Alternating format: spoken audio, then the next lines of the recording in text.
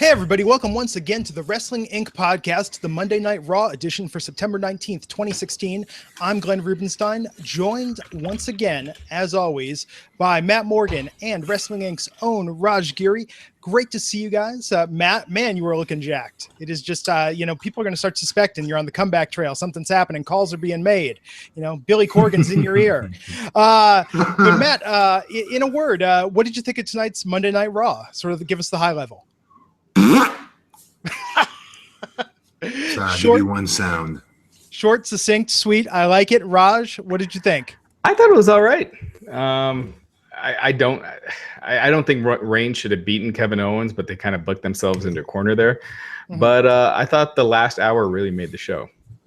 It definitely picked up the momentum somewhat. My opinion, tonight really felt like 3 hours, which I don't know is always a good thing, but sure we'll, have a lot to get into as we go match by match, moment by moment, and talk about what happened. So tonight we were live from Memphis. We started the show off, and Roman Reigns came out to a mixed reaction from the crowd. Stephanie, I say mixed. I don't know. I feel like with Reigns now, the people that want to hear the booze, and then the people that like Reigns say like, oh, well, the booing wasn't that loud. No, this was this was distinctual booze, and he was the opening act on top of it, which gets automatic pops, by the way. Oh, you usually only have to have 2 legs and 2 working arms to get a pop, and he managed to flub that up. Not him, but how they booked him. Yeah. So he came out. Stephanie came out. Talked about what's been going on, the situation coming up, though what happened last week, obviously with Reigns versus Owens, that we were gonna have a rematch later that night. Talking about what was gonna happen with Reigns versus Rusev Clash of the Champions for the United States belt. Of course, leading up to Rollins versus Owens for the WWE Universal Championship, it was announced that we'd see Rollins versus Rusev later in the night because of their interference in the main event last week. And, it set up where we're going for Clash of the Champions. I guess this is as good a time as any. I mean, Matt, how do you feel about how they've handled these storylines with both Rusev versus Reigns and then Rollins versus Owens coming to Clash of the Champions? Do we feel like this is going to be different enough from what we've seen in the build up to this to warrant its pay-per-view status? These are 2 definite pay-per-view status matches, no question in my mind. The ones that I'm excited to watch. But we'll get to the last match later, I'm sure, right, Raj? But I just, like I said, the night when it started off again with the only stars I saw in the ring early on was Mick Foley and Stephanie McMahon. Someone watching this show, there's no question who those stars were. It's even somebody that's not familiar with wrestling, like my mom. She's not up to date with what's going on. And, she immediately, she recognizes Mick, obviously, but nonetheless, they carry themselves like stars. They talk like stars. They act like stars. Everybody else is still playing wrestler. That's not a shot against, like, say, Roman, but my shot against Roman is the fact that he got booed out of that building coming out first, and that is almost an impossible feat. So congratulations, Roman. That was very good. But I just, itself, the setup, the booking, yeah, they booked themselves into a corner, like you said, Raj. No question about that. And I will get to it later, obviously, what I think of the match, the main event. But I'll leave it at that. Yeah, I will say this. I felt like this was the first week that Seth Rollins felt like a babyface. Like he kind of, he's been booked like one for the past couple, but the first time it felt like it. And you kind of felt like it was starting to take. But then it kind of kills him every time. Then he's trying to talk to Stephanie about, why she did what she did. It just kind of takes it back. I think it's time to just completely move away Rollins from Steph. But I thought they sold a cage match, which up against the NFL, they got their asses handed to them last week, so they needed something. And so I thought it was a good thing. I thought there was too much Mick Foley on the show. But other than that, I thought the opening segment worked. It does seem like they've been incorporating Mick more and more into as a through line in the storylines and in his role as GM. What do you guys think just in general with that? Tonight, he flubbed some lines at the start of the Cruiserweight introduction. Do you think they're doing a little too much to make him front and center with keeping Triple H out of the picture and having it be the Mick and Stephanie show? Yes, I do. I think that they started to do a decent job of pushing today's stars, today and tomorrow stars now. These are stars now, not stars of tomorrow. And they were starting to actually follow through on that to a degree after the whole, after Triple H, Stephanie left the scene for a minute there. But even that, she still came back. It's just too much. We don't need to see them every single week. We just don't. That's the only way new stars will develop, is to give them, the full weight of the show. I don't know what they care about. They're locked into a contract on USA. This is the time to continue to go forward with today's and tomorrow's stars. You don't need these people. I understand there's certain shows like tonight against Monday Night Raw, we need to do something different. Fine, I understand that. Putting Mick Foley on there 39 times is not the way to go about it. Yeah, I was tired of him by the end. But the one thing, they still haven't followed up on the Triple H thing. It's been 3 weeks now. This is the third episode of Raw since Owens won the title, and that was their big cliffhanger. And to not follow up on it at all, Stephanie and Triple H lived together. It's like, are you supposed to believe like they haven't spoken about it since that night? It's just lazy that they haven't followed up. Maybe they will at Clash of Champions. Maybe Triple H shows up or next week. But man, 3 weeks and to not have any kind of real explanation is just weak. And it just makes me believe, which you see all the time, that they don't know how to get out of this storyline. So they're kind of moving on. I hope that's not the case, but we've seen that happen many times.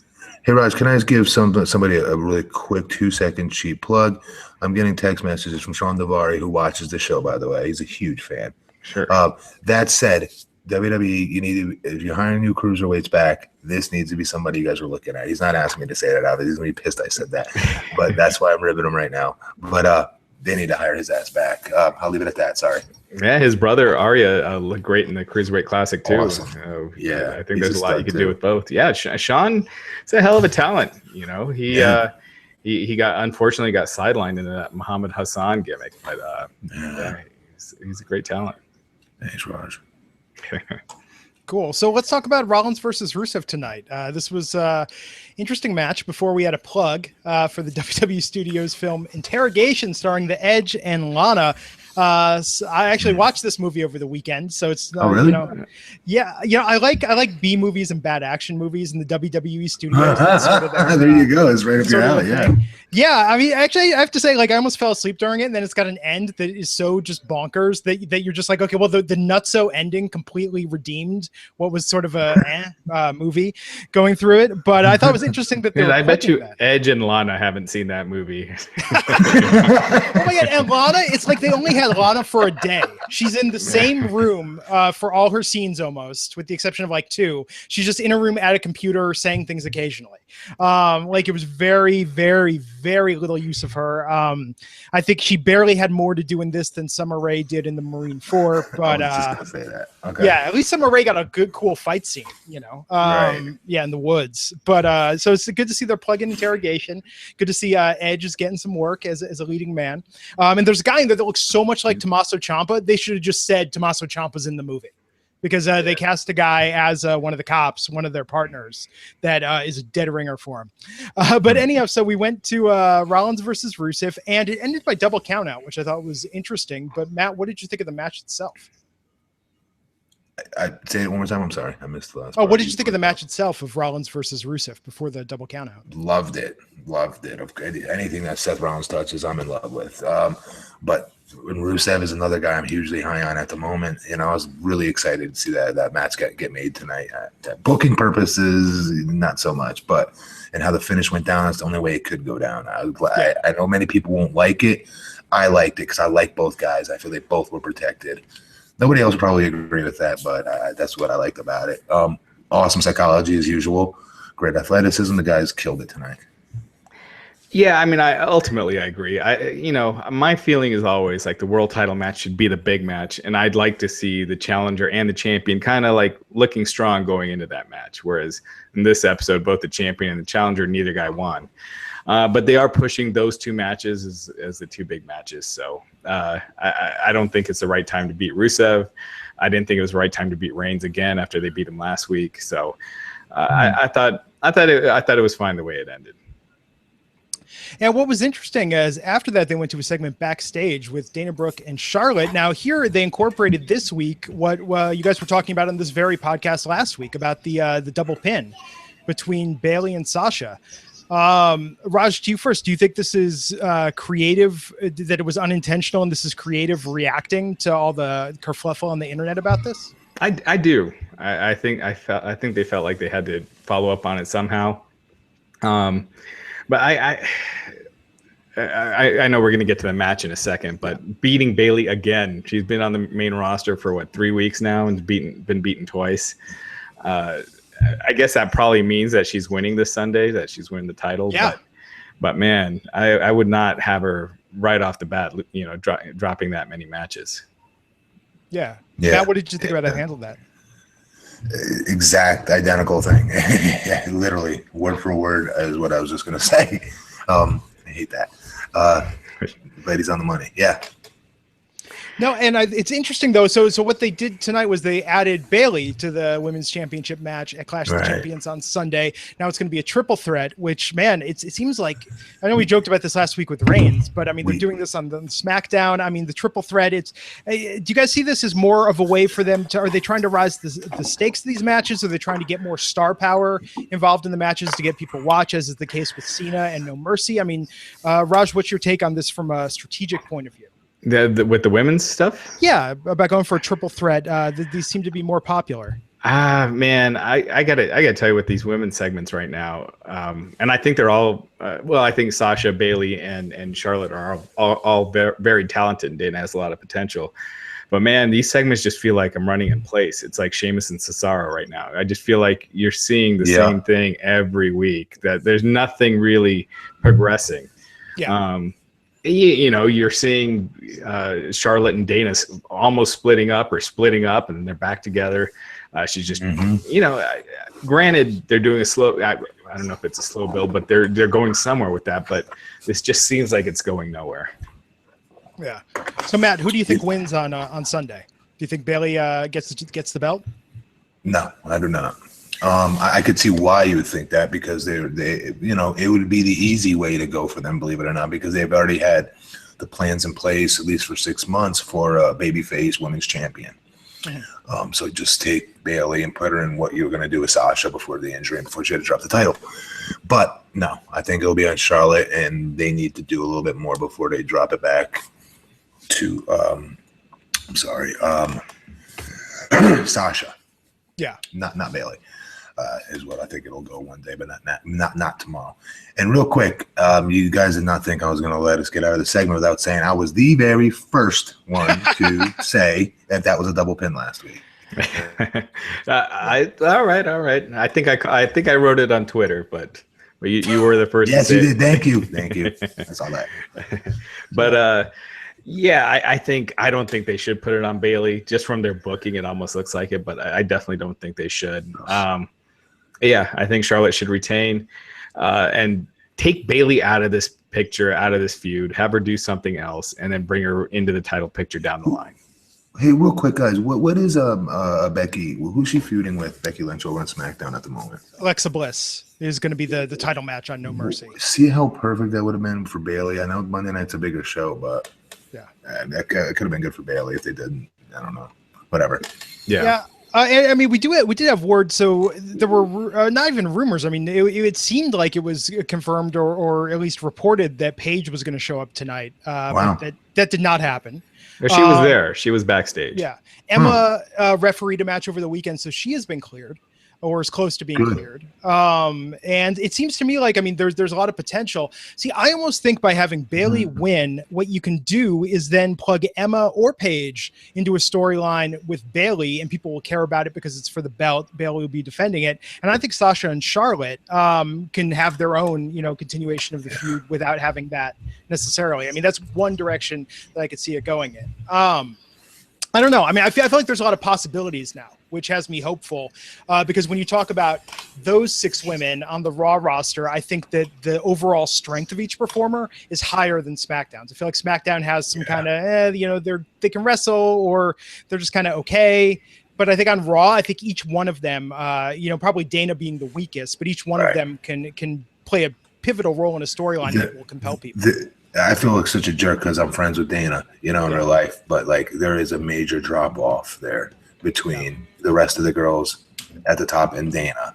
That's why this is good. And I'm happy they're carrying on the Charlotte storyline for personal reasons. For her growth, it's going to be better for her in the long run. She's getting better. She's getting more reps in, and hopefully turns into what they need her to turn into at that level. Yeah, so we'll talk about that match in a second, but we of course had some backstage drama tonight with Chris Jericho, his issues with Mick Foley, his compiling of a list that paid off on a match a bit later in the show. But Matt, I want to ask you first. Technically not a squash in the formula we've seen it. Braun Strowman versus Sin Cara. Do you have any comment on round 2 of this? Excuse me. This was what it needed to be. How I think Braun should just steamroll everybody and not even flinch yet. I still feel very strongly about that. I don't even think he should. I literally think it should be if somebody comes up, smacks him in the face, it's one of those. And then eats the guy alive. I think he still should be at that stage. I know fans are like, come on, we've seen that a million times. You've done that a million times. Everybody above 6'6" has done that a million times. Yes, you are correct, but there's a rhyme and reason for it. And the more they build him, the more they can start stealing pay-per-views with him as a main event, believe it or not, down the road, way down the road. And when I say stealing a pay-per-view, what that is when you take like a Nathan Jones or someone like that, or someone with my look, and you make us monsters for about 2 months straight. And then you have us go up against someone, let's say at the Intercontinental level, and we lose to them. We made that guy look better, and he beat a monster in the process. That's all Braun, I think, will end up being. I don't think he's going to be a heavyweight champion anytime soon or something like that. Yeah, I think lack of options, he may get, farther up. Yeah, you're right. But he's definitely not ready. And I don't, they've been doing this for a couple months now, and the crowd still doesn't react to him. He's still met with silence. So, they're going to do what they're going to do. But let me ask you this as a fan, Raj, both of you guys actually, let me ask you both this. Is it because you guys, well, maybe you're not the right ones to ask, because you guys know this is predictable what's going to happen. He's going to squash these guys 9 out of 10 times. Is that why you wouldn't react as a fan, or is it his look? Is it? His matches suck. He's green in the ring. I think it's a combination of all that. His look, when I look at him, I'm not like, it's not like a Brock Lesnar or someone where it's just like, whoa, look at that guy. He's just a big dude, but we've been seeing big guys in pro wrestling forever. Other than that, he just doesn't stand out to me. Wow. Okay. For someone you want in that kind of special attraction, kind of. So when you see him, you're not like, holy smack or holy whatever. This guy's humongous. You don't get that reaction. I get that he's humongous, but not necessarily impressive. He's muscular, cool. But I'm just not like, wow, that guy is just like larger than life. Gotcha.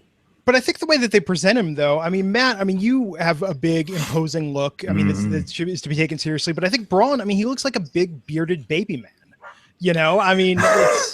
It's kind of weird. I think you're right. There's something with his eyes I've always liked. Like he doesn't look. You're right with whatever you just said. That is so true. Dude, you could put him in a beard at Christmas time, and he can make a department store Santa. He's got kind of like a jolly look to him. Like if he was smiling, he would look like a happy-go-lucky guy. And like that's Paul the problem. Bunyan or something. Yeah. So maybe give him some vignettes. Have him be the gentle giant that when he gets pushed over the edge, flips a switch. What's his character? Yeah. He's out of the Wyatt compound. We talked about this after the draft.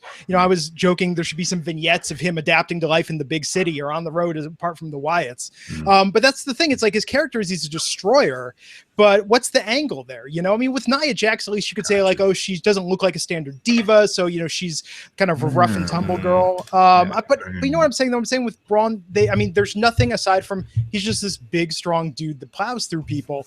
And that's fine. But I think that you either need to define him as a character or make the matches more inventive. Yeah. And the reason James Ellsworth, was set the bar perhaps too high for these is that if you give him really colorful opponents that have different strategies, that make it seem like they're going to do something, then it's funny and entertaining, at least, even though we all know how it's going to end. But when it's kind of predictable, and with Sin Cara, I guess the best you could say is like, well, since Sin Cara is not some local jobber, maybe Sin Cara has a chance. But I think they're not building it like that. They're not doing like they did Bayley versus Nia, where it was like, oh, Bayley's figuring out Nia's weakness, is going to choke. You know, it's like Luke Skywalker versus what was it? The Rancor, you know, at Jabba's palace. It's not like that with these guys that are going up against them. I don't feel like they have a chance. Well, this is their formula.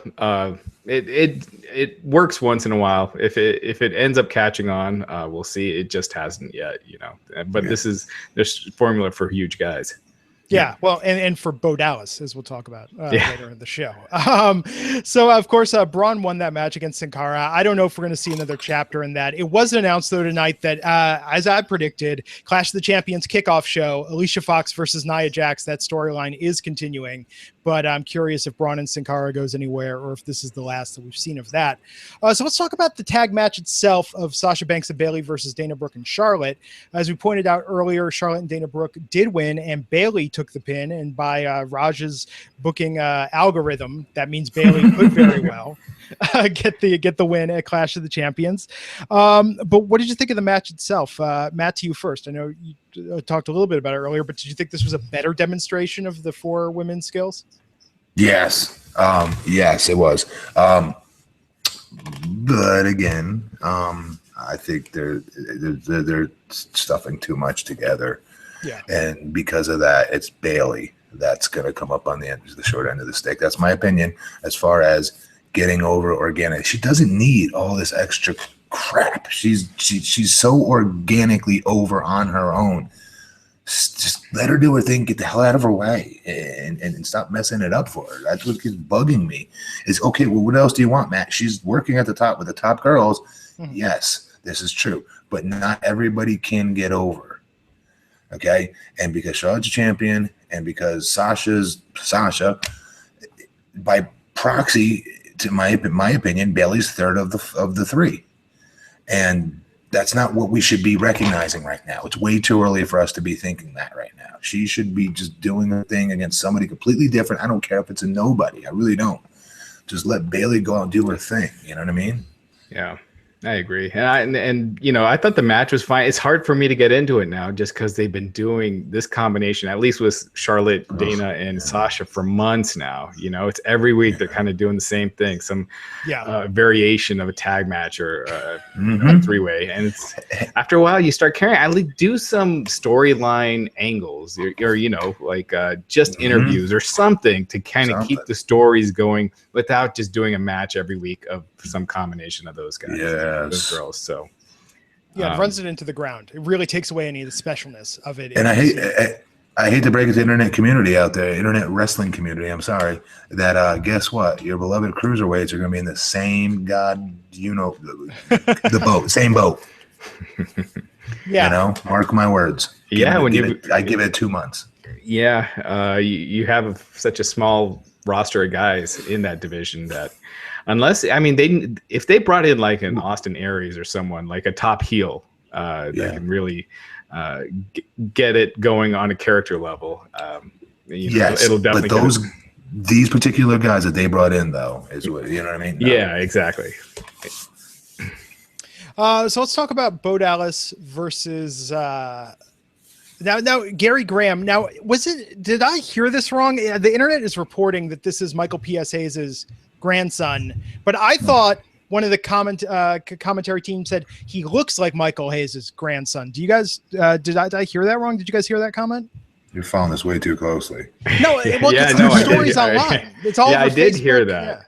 I think they were saying that he looked like him. I think if it was Michael Hayes' grandson, they would have made a bigger deal. They wouldn't just throw him out like this and say it. They would have given him some random name and not mentioned it. So I don't think that was actually his grandson. But, you know, this week, if you were to spot the job guy, I would have picked Bo Dallas to have been the job guy, not knowing if you didn't know who was who. I thought the other guy looked more like a star than Bo Dallas. Yeah. Yep. I mean, Matt, what do you think of these matches? And do you think it's succeeding? I mean, you described last week the scenario perfectly of what it's like from being a talent, where this is your chance to sink or swim, go out there, prove that you got something with this or else. He was doomed. I know where you're going. I'm sorry. Yeah. He was doomed. Yeah, he's sinking, and it's not him that's sinking. It's how they did him is that it's causing him to sink. By having him in that was it Social Outcasts and doing nothing even before that, really, with the whole Believe crap. Yeah, it's funny, but that'll never draw any kind of money. This kid was in FCW, like I said last week, was supposed to be a huge star when he got called up one day. They should have left his ass alone and not brought him up. It didn't have anything big for him, that because he is talented and he is a natural baby face. He can sell his butt off and he can work. And he's young. This is somebody that we could have been talking about as not another Randy Orton, but maybe a tier below that as far as a generational talent with his family lineage and yada, yada, yada, ad nauseum. But at the end of the day, it's sink or swim, and they did him no favors with what they did before they asked him just like, a few weeks ago, hey, kid, here's your chance. Go get over. Here's a sweet singlet for you.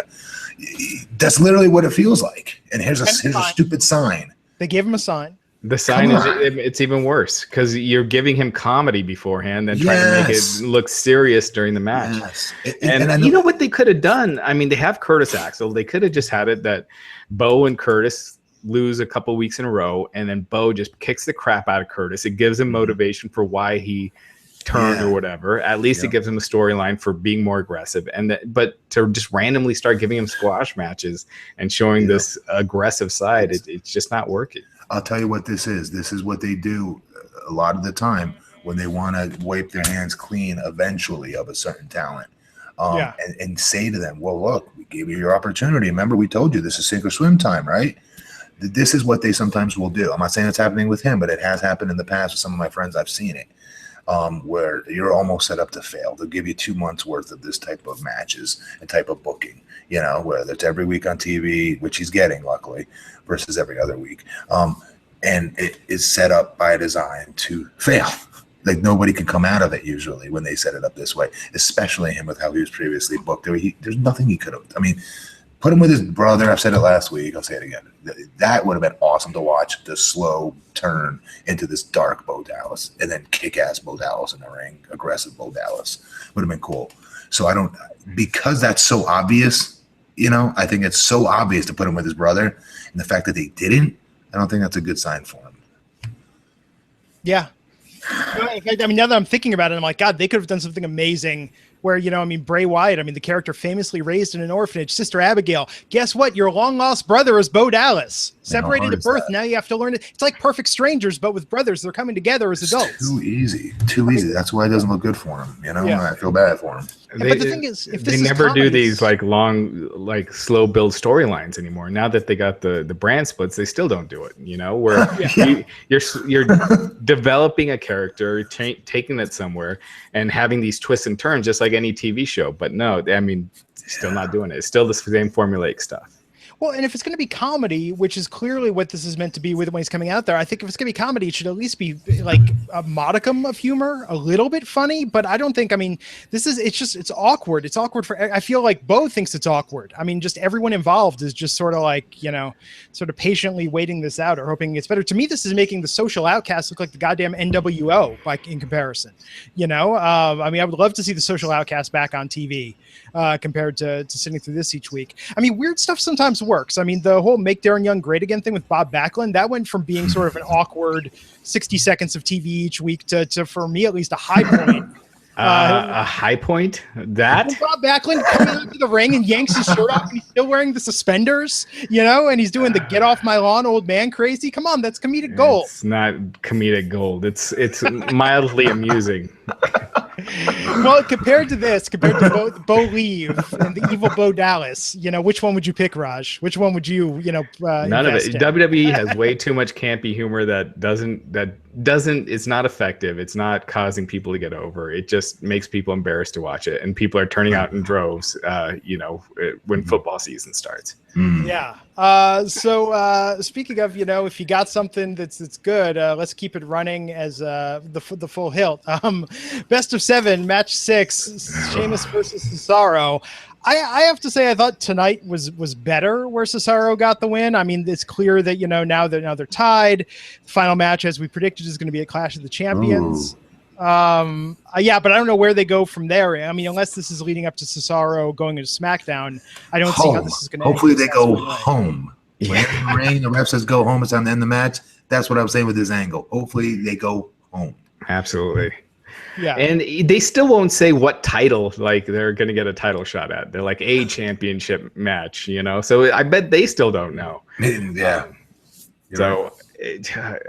Again, it's just a way to keep them on TV every week without having to think too hard. But I will say this, after this match, I thought the show got a lot better. Yeah. And the match, again, it was fine. It's just, you've seen it every week. You've seen it a ton of times now. So it's just, you can only watch the same two guys so many times before you just check out. I don't think did we talk about that Mick Foley, Chris Jericho backstage segment? No, I gave mention to it. I thought we'd talk a little more in depth about Chris Jericho's list. Yeah, I thought that was great. I thought Jericho and Foley backstage, that was, I mean, those guys playing off each other so well. I mean, just total pros. I mean, it was hilarious. Didn't seem scripted, and I thought it was awesome. That was comedic gold. And it wasn't scripted. That was not scripted. That's exactly what I'm talking about. And that's what they need to be able to do with today's guys. You got to give them the ball. You know, sink or swim. You want to say sink or swim in the ring? Same on promos. Yeah. Give these guys an opportunity. You know, I know you have to earn it, but there's some that I feel have. Well, it was interesting because with Jericho being out there, I thought that was definitely the funniest thing of the night, perhaps the most entertaining segment of the night, as far as pure entertainment value. And I thought it was interesting that ended up being the promo off, that everyone cuts off everyone's entrance and kind of developed into this, 10-man tag match, which I thought was interesting. But I guess that it was the best way out of it after it went on. Just one footnote. I know you were saying, Raj, about where do they go with Cesaro versus Sheamus and what title. I have a feeling if I just had to predict the weirdest bad WWE booking, it'll be Mick Foley will say the title you'll get the shot at is the tag title because now you two have to team up and enter the tag team division. And now that I say it, I'm like, is that a bad idea or could that actually work? I don't know, but I'm not expecting a serious storyline with either one of them going up against Rusev or Owens, not in the current climate at least. But so let's talk about the 10-man tag. Obviously, when we had New Day, we had Gallows and Anderson, we had the Shining Stars, we had Enzo and Cass, and then we had Jericho and Sami Zayn. Matt, how do you think they dealt with that with so many people in the ring, so much going on? I mean, what did you think of the match? There's so much that went on, so I know there's a lot to talk about, and we don't really have the time for it. But real quick, it was what it needed to be. The match itself, the two guys that needed to go over did. I loved how it started off when it was Zoe and Kaz that came out first, and I just thought it was going to be them only. At that point, I had high hopes, and then immediately you heard the turn my TV off heat that your boys got when their music hit, the Shining Stars. But they were pissed, like not in a good heat kind of way, the fans. But I don't blame them. But then, the stuff in the ring, they're talking about, Gallows and Anderson being badasses and being smash mouth wrestlers again, going back to the roots, what got brought them to the dance kind of stuff. Okay, then why are we still putting them in these stupid promos when we're trying to have them outwit people? If that's what you want to do, then get them away from that altogether. They don't need to come out and say anything. Just have them come out and punch someone right in the mouth. That's what you do with those two. If you want to get, and the announcers did a great job on that, by the way. The whole match talking about Gallows and Anderson being badasses, by the way. I loved that. Thought they did a very good job focusing on that. They didn't announce that match for the pay-per-view, right? Enzo and Cass against the Shining Stars.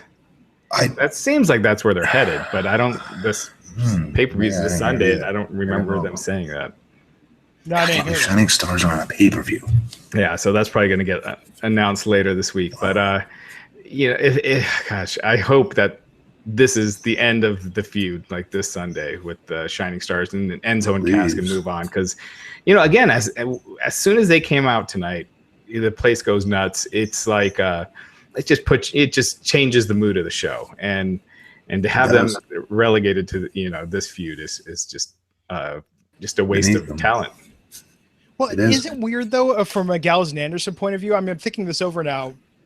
I mean, the entire tag team division on Raw is comedy or characters with a comedic edge. I mean, to have had that, but there's no one serious for them to go up against, just as that's what works though. That's what works. They don't need to. That's why they're so great, right? Are you kidding me? They stand out even more because of that. Let everybody bounce off them with the stupid comedy crap. It'll make the people trying to be funny that much funnier. Yeah. And then those guys seem even more bigger badasses than they really are because they're not playing those games. You want to go play grab ass, go play with Kofi and, those guys, New Day is all about grab ass. Yes, definitely. Grab ass for days. Yeah. Yeah. I felt like this by having too many people in the match, the stories got kind of lost that you're trying to tell. Why do you guys all pop? Maybe not you guys, but the fans in general, when there's a huge melee in the ring. I meant to ask you that.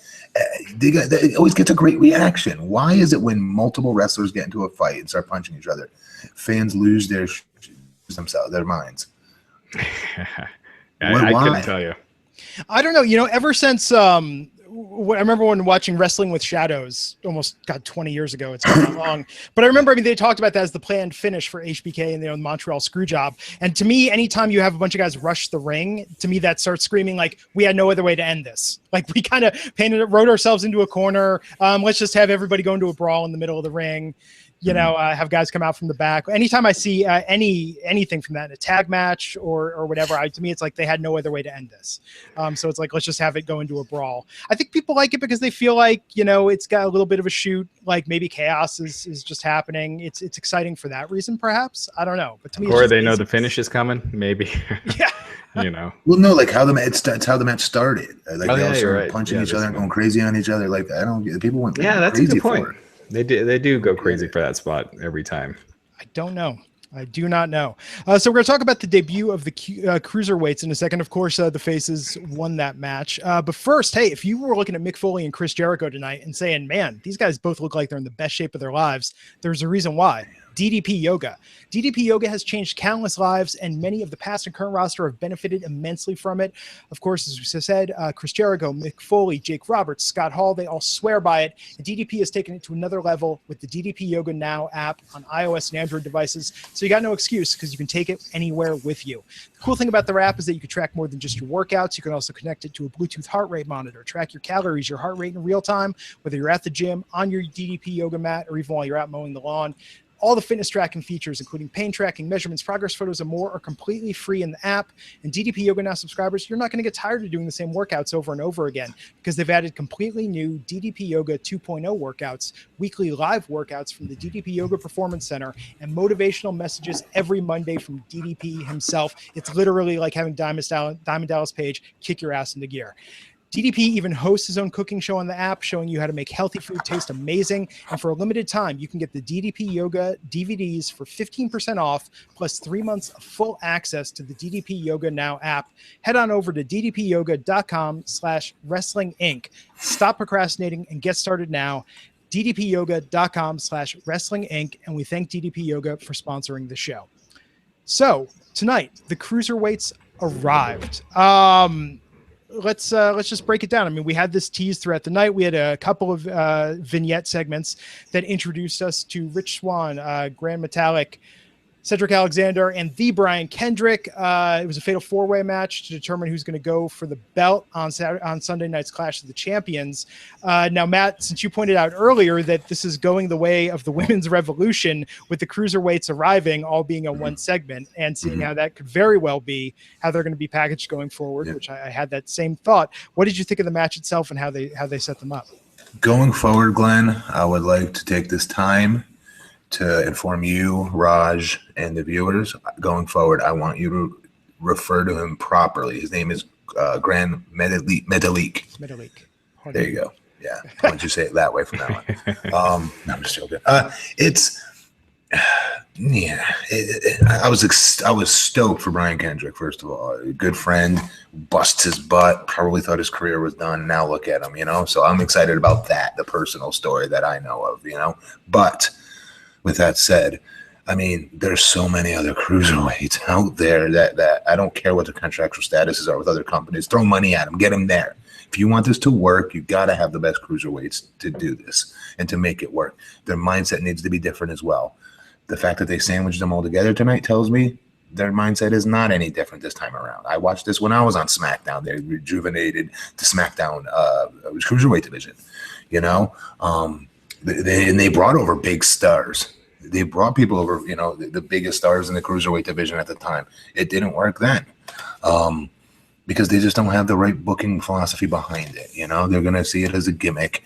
And because it's a gimmick and a niche, they're going to continue to book it that way. And they'll give them a segment. That'll be it. It won't be very character driven like it needs to be. Like tonight, what we saw is maybe the next few weeks will be the most character driven stuff we'll see out of that division. That's my prediction. I give it a month before it starts going downhill. And we don't know crap about these guys. Yeah, I mean, I'm gonna stay optimistic right now. Just the match was insane. I'm sorry, Raj. The match was insane. By the way, I love the match. Sorry. Yeah, the match was great. I thought it was different from what you've seen on Raw in a long time. Almost reminded me of the Monday Nitro days back in the day when they first had the Cruiserweights on. Just got the crowd going. The crowd was quiet at the beginning. They were going by the end. I thought Cedric Alexander looked great. Grand Metalik looked awesome. Kendrick, who I think he's kind of the heel of this group, so he did the least and got the win. But I think Brian Kendrick could make a great heel. So hopefully Triple H has his hands on this thing. They let him drive, and they take it. But the problem I've had with like NXT a lot of times where they assume that the roster knows who these NXT guys are. They didn't show TJ Perkins in person to the crowd. He's your Cruiserweight champion. And to not have him come out, they could have had him come out, introduce him before the match and do commentary, or have him come out and shake Kendrick's hand after the match to sell, the pay-per-view this Sunday. To not have him come out at all, I thought was a big mistake if you're trying to get that title over. That was really weird because, he's a title holder now on Raw, defending his title at the first Raw-only pay-per-view with Clash of the Champions. What does that tell you? I know. That's foreshadowing. Not different. Well, and Matt, you're spot on. I mean, that's what I was thinking with this, is that there's no character development except for Brian Kendrick. They didn't really do anything to put any of the guys over to tell you their motivation. I felt like with him, it was great talking about how he used to be with the company, how, he's not getting any younger. And that this is, really his last shot. That gives a nice storyline and through line. Aside from that, they might, in my opinion, I mean, again, I thought the match was really good, but this might have well had guys come out and ride motorcycles in the ring. Maybe had a bull riding exhibition, maybe have some gymnasts come out. I mean, that's what it felt like to me. It was like, and now we're going to have the Cruiserweights come out and put on a demonstration. That's verbatimly how they look at that. That, right? That's literally how they think of it. It's, we're a variety show. This is the next side act. Let's have some dudes come out and spin plates. That's still an art form in the year 2016. Really how it is. I'm the bearded woman, a strong man, whatever way you want to look at it. The giant, same thing. Yeah, and that's my fear, is that we're going to just see the same, I guess 5 guys, or is there a 6th? Did they sign a 6th that we didn't see? I don't know. Kota Ibushi's not signing. Zack Sabre Jr. didn't sign. So why? Why didn't he sign? Do we know? I think Ibushi just doesn't want to wrestle full time. And Sabre Jr.? I think Sabre just got bad vibes while he was there that they weren't going to use him well. Damn. So yeah, two of the major stars, 2 of the guys who really should be at the top, not being there. But maybe they sensed something with how this division was going to be used, or who knows? Maybe just the timing is wrong. But we'll see. I'm gonna stay optimistic. First week, I thought the match was great.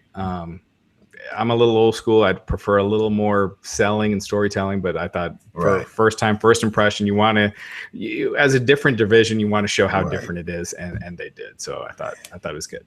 Here's my question: does this open up Pandora's box now to the fact that, let's be honest, the WWE today's day and age, they've gone away from guys with my look per se, minus Braun Strowman, but as a whole, the quicker, more athletic guys, the guys that have 5-star match ability, that kind of crap.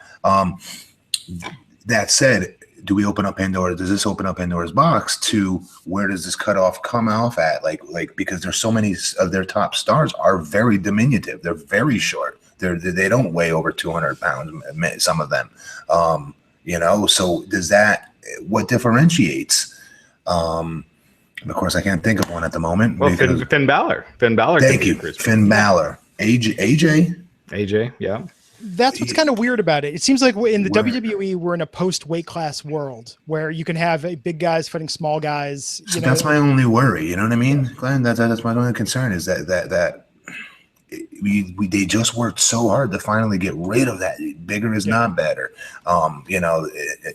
type of thinking, and just better is better. If you're good, you can go. You're going to get a shot. You keep getting a shot, and people are behind you. They're paying tickets to see you.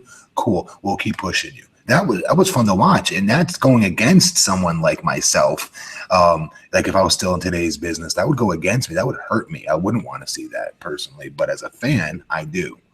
And I think this ultimately, if they push it too hard, won't be good because it's going to keep pointing fingers at these guys being at the top or very small. They only weigh this. They're only that, and I just don't think you need to do that. I like the X division because of that, by the way. No weight, no limits. Whatever that gimmick was. Yeah. I mean, that's a good point. But yeah, call the style different, maybe. I don't know. Base it on the style. I don't know. Not the weight. But it's cool to see guys. I mean, the WWE has sort of embraced this in recent years, saying, they're creating superheroes. And that's part of what makes comic books so much fun is that you'll see sometimes, these fights, and you'll see Spider-Man versus the Thing, or the Hulk. And it's like different styles, totally different looks, totally different, shapes and sizes. And I think with wrestling, I think that's entertaining too. If they could put on a credible match with it, it's not like you have El Torito out there taking on Braun Strowman. To us, it is. To the common fan, I don't think it is. I don't think Sally's mom is getting high off watching that. I don't think she could give a crap. She's just like Sally's mom, just like shirtless men, because Sally's dad left a couple years ago, and let's face it, she's not getting any younger, and she needs her thrills where she can get them. Yeah, I think even whether it's MMA, anything, even UFC, they have weight classes for a reason. You put a Big Show against Finn Balor, it looks at some point it looks ridiculous. Big Show selling for Balor and getting his butt kicked by Balor. So I always thought it would be an interesting idea to try out weight division, like you have 3 weight classes, like middleweight, light, cruiserweight, and heavyweight, and then kind of and treat those titles equal, like UFC does, and you have your own storylines within those. But yeah, that's a really good point. When you have so many top guys that could be in this cruiserweight division, what is going to be the basically how are the cruiserweights going to be treated from those guys? Do they kind of graduate out of the cruiserweight division if they feel like they're a main event talent? Yeah. We'll have to wait and see. Yeah, it's weird to bring that distinction back, at this stage in the game. Let's talk about the main event, where we had Kevin Owens versus Roman Reigns in a steel cage. Now, this ended with both men escaping the cage, but Roman escaped first, winning by, I think, a second over Owens. Then Rusev came down, relocked the cage. Rollins came down, jumped off the cage. I felt like this was a case of really amping it up for the main event, which I feel like they haven't kind of picked up momentum to this crazy climax, which I liked compared to how it's gone in weeks past, where it's felt like Raw sort of petered out. But Matt, what did you think of the match and the ending to the show? I thought it was good. I thought it was a great match, actually. Pay-per-view quality match. I love the transition. I don't get why Roman gets booed on a personal basis. I get why he gets booed because, he got shoved down our throats as a babyface. You need to cheer him. I tell you what to cheer for. Cheer him now. Kind of crap that Vince put out there. I get that. He was shoved down our throats. Great. Get over it. Because he's talented. He's very good in the ring. He's improved immensely. We say it time and time again, it feels like. But tonight, he stepped up again. Did you see the transitions into his Superman punch tonight? Yeah. Holy crap. Let me tell you, for Kevin Dunn to have the confidence to run the slow-mo of the Superman punch of him jumping off the top rope while Owens was on the top rope says a lot to me. It says that his punches are spot on perfect. Some of the best in the business. It's not easy to throw a punch, guys, by the way. Not a good one. And he's just improved immensely. I don't know what else the fans need to see from him, but again, it's on the booking. It's on the booking. I understand this, and they should have made him heel a long time ago. Ad nauseum. We've said that a million times. But I thought it was a good match. He definitely. The fans are gonna say, "Oh, great, Reigns is back and he's winning again. Oh, here we go again. We've seen this," and they're partially correct. but he needed to go over tonight because of last week's booking. Sorry. Yeah, I agree. I mean, it'll drive me. You know, when people boo Reigns and whatever, I'm like, I get it. Like you said, he was pushed down people's throats. His promos aren't great. His character is just all over the place because they keep trying to change him to what they feel like will work, as opposed to just letting him be what he feels his character is and going from there. But when people say he sucks in the ring or he only has like 3 moves, it's like, dude, the guy has had a good match on every pay-per-view. Like I feel like he's been on in for as long as I can remember. Yeah. And he busts his ass. He has these great matches on Raw. It's like I said last week. I think he's better than Dean Ambrose right now. He is. And, he is better in the ring than him. Yes, he is. Yes, he is. And so people will be up in arms about that, I'm sure, but you're right. All right. And anytime you say anything good about Reigns, they're up in arms. Yeah. But at the same time, he's not moving ratings. If you're not booking him at the top, why not experiment with turning him heel? Yes. Let them get and we've talked about this so many times, but let the fans get it out of their system. Let Roman find himself, and you can always go back. There's no, especially where they are at now. He's not headlining their shows. Do it. What? Yeah. Thank you. Amen. I'm just happy anytime there's a match in a steel cage. I think a steel cage or ladders greatly enhance any match. So we can't roll just through this. Obviously, the very end, Seth Rollins, huge babyface pop. I'm excited as a Seth Rollins fan to see him as a babyface and seeing them putting him in positions to be hitting cool. I know people don't like see wrestlers. They don't think wrestlers like myself like watching guys just do cool moves with no psychology. Guess what? Sometimes we do. Sometimes I like just seeing high spots and seeing athleticism with crap that I can't do. Starring Seth Rollins. He is friggin' awesome. Mm-hmm. Yeah, I thought jumping off the cage was great. I thought that was one of the best notes to end Raw on in quite some time. And get him over as a babyface. It was perfect to do it that way. And that's why, like, the whole steel cage thing, again, I don't see how else they could have done it. Because having Owens, I mean, I guess you could have had Owens beat Reigns again after Rusev came. You don't like seeing a champ lose. We know this. I think everyone Yeah, but for what they did, for Rollins, for doing the spot where Rollins comes out and makes a save, it was great having the cage out there. So the way they did it was fine by me. I think they have a lot of confidence in Kevin staying and Kevin keeping his heat. Sorry, Glenn. Him keeping his heat because he was not the one. It was Rusev who was putting the most damage on Reigns. You know, if they were worried about the champ keeping his heat, trust me, it would have been him getting his steam back after Rusev maybe hits a big move and then Kevin takes a bunch of cheap shots and puts him in his finisher kind of thing. And then it goes off the air. It looks like it's going to go off the air. Then Seth hits. But that's not how it went down. It was all about Rusev. So that tells me not that Rusev's the main guy, like people probably think that means. It's not. It tells me that they have more confidence than we think they do in Kevin Owens getting his steam back and being the type of champion and heel that they want him to be. Yeah, I just feel like since he's not established, it's not really establish him more before you're beating him. But like I said, yes, this week they booked themselves in a corner with that. Yes. Yeah. Well, that being said, your prediction for Clash of the Champions, who walks out of there, Rollins or Owens as the Universal Champion, Matt? Man. As a fan, I'd like to see Rollins win, but no. Owens. These are my 2 favorite guys on Raw. Like, you asked me to pick between my 2 favorite kids or something. No. Owens by a smidgen. I want to see win more. Yeah. Raj? I would say you got to say Owens leaves with the title. Now they could always do a DQ or something, because you don't want this feud to end now. So I'm guessing it'll last another pay-per-view. So you could have Rollins defeat Owens by count out or DQ. Triple H comes out or something, and then it leads to the rematch. Because I think they got Hell in a Cell next month, right? That's their next pay-per-view. I believe that's this one.